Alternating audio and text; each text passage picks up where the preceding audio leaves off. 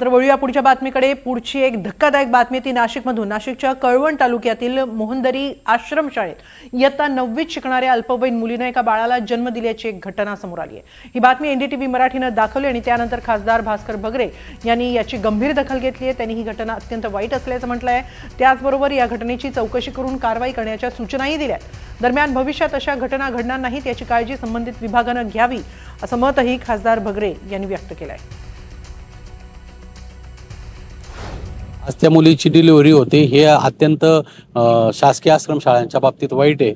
मी एटीसीशी बोलून यामध्ये जे संबंधित आता ज्याने ते कृत्य केले त्याच्यावर त्याला म्हणजे त्याच्यावरती कारवाई होईलच, परंतु हे करत असताना शाळेची सुद्धा जबाबदारी त्या ठिकाणी मुख्याध्यापक असेल, अधीक्षका त्या मुलींच्या अधीक्षका असतील किंवा त्या ठिकाणी काम करणाऱ्या नर्स असतील यांच्यावर देखील कारवाई झाली पाहिजे अशा प्रकारच्या सूचना मी त्या ठिकाणी दिलेल्या आहे। आणि भविष्यामध्ये अशा प्रकारच्या घटना या घडणार नाही याची काळजी संबंधित विभागाने घेतली पाहिजे अशी त्या ठिकाणी मी सांगितलं।